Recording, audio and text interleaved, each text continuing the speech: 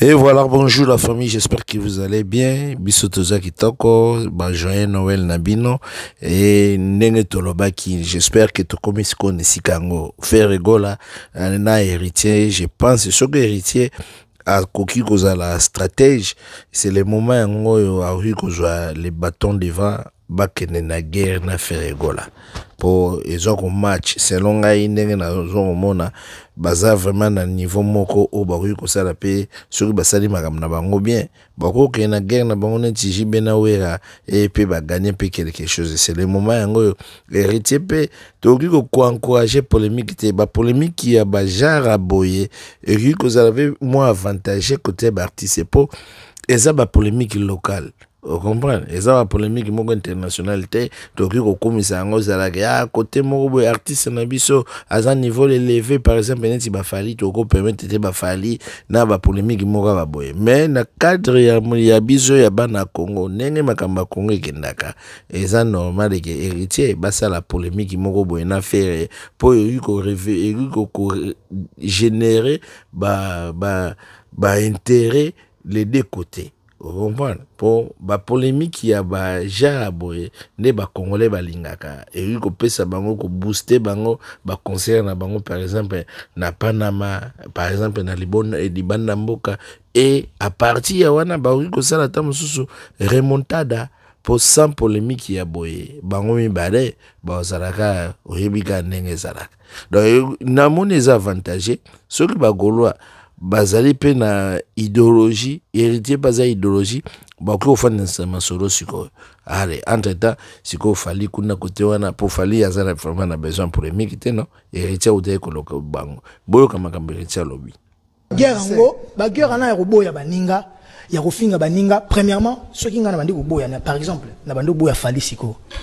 da longoli ba millions de vieux à là héritier a raison. Ba guerre oyo ya kofinga ndenge ba musicien faire ou bien ba fan faire bazofinga mais oyebi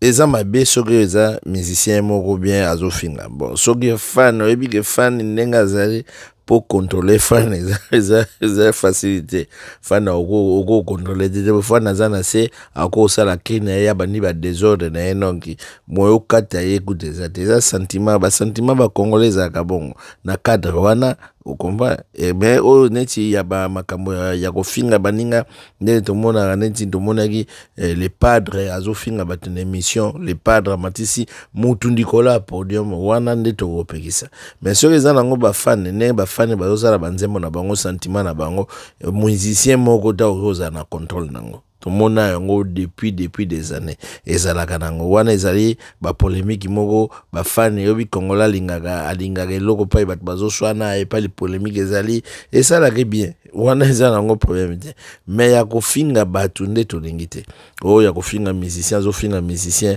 azokitisa musicien wana tolingi te po ezoko tonga te par exemple ta eloko uti koleka na matete botoli kama matete tolobela ngo pa petoza na affaire na héritier ozomona na cadre yo héritier na faire ndenge na lobiso ba kei pik et qui kopesa ça la bango avantage mais bazala ka reconnaissant entre bango na bango mutazo reconnaître valeur muninga o pas reconnaître valeur muninga wa ebike niveau ya intelligable niveau intelligable basali polémique et générer bango makambo et pesi bango makambo bon yo moni ndenge ni est-ce que polémique ngo iko simba et aux avantage na tika commentaire et pesa biso be moi idée ouais toza na kati ya idéologie moko toyeba vraiment est-ce que ça avantage ça dans un avantage te soki eza ndenge ni pesa biso idée na yo ndenge ni yo zomona entre faire na héritier soki basali polémique na bango et Hugo Simba bango mimbale po bango mimbale baza presque ka na niveau moko au combat. Bon, sur le polémique na bango qui toko vous avez un avantage à faire ou bien vous avez un avantage héritier ou bien vous avez égal nenge makamazo kene ponga nazomona selonga nazomona ke polémique ngo isa déjà et ça la bien ceux qui ba booster yango na ndenga kitoko basa la stratégie na bango ya bien au moins pour na niveau national et ko booster bango pe na à partir ya Panama à partir ya Bruxelles et ça les bango makambo les sentir les ali ke ba conseiller na bango na ba Panama meza na batu ba congolais bayaka au congolais a tenir au ba faire bazobeta surtout bon conseil à faire na nini boyebi ke héritier pa uté ko beta kota Bukavu kuna concert n'est pas de cas qui toko concert à faire le peu qui bien vraiment c'était bien ba sepeli ba bona neka ndenge zalaka sinon botika na ba commenter to komi na ngoma na live ndenge ka masolezo kende tokos